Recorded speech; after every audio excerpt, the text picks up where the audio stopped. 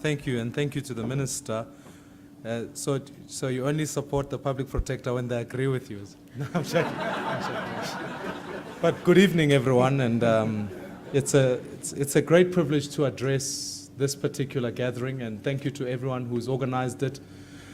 And I think it's a very exciting time in our nation, and we talk about two subjects that will define a lot of what the elections become.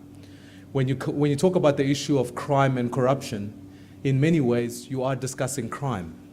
Because I think we often talk about corruption as if it's not a crime, and therefore we don't prosecute it properly to make sure that those who are guilty of corruption are treated in similar vein as we do criminals. Instead, we sometimes treat it in a special sort of way. And I think from a party perspective, we are equally concerned about where the AG's report is at in terms of 36 billion rands wasted every year. We are concerned about projects that go out of hand, and I won't mention one that's topical at the moment. So I think when you accept that, the actual issues here is about to do with how do you deal with the issue of accountability. And key to accountability is about saying if an official is found guilty of corruption, they must be prosecuted and dealt with. But secondly, when you talk about where the most corruption takes place is in tender adjudication, how do you make sure that those meetings are open meetings? That in fact there isn't this veil of secrecy around tender adjudication, that everyone is quite clear about how to do it.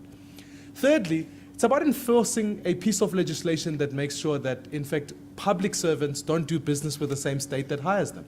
Because the thriving of corruption exists when someone has got exclusive knowledge over something or exclusive decision-making power. It's the same when a policeman arrests you and then you are standing and there's just the two of you. It's exclusive. So we must make sure those transactions take place in a place where there can be spaces for accountability and that people can see what's happening. And then most vitally beyond that is about making sure that politicians actually restore their space as servants of the public. So when we talk about the issue of crime and contact crime, of course there's no question about the fact that we have to have increased policing, but equally so we have to have the right leadership in policing. It's not good enough that when I go to Tembisa and areas like that, people tell me, look here, we don't have vehicles to get to a place. We don't have the number of cops. We need to increase that. And then finally, we talk about a community oversight bill because our framework means that the police form part of a national competence and often find themselves distant from the very community they ought to be serving. We've got to strengthen that partnership so that there's better oversight from communities, so that communities and police can work together to police the very suburbs they're trying to deal with. Mmusi Maimane, thank you. I know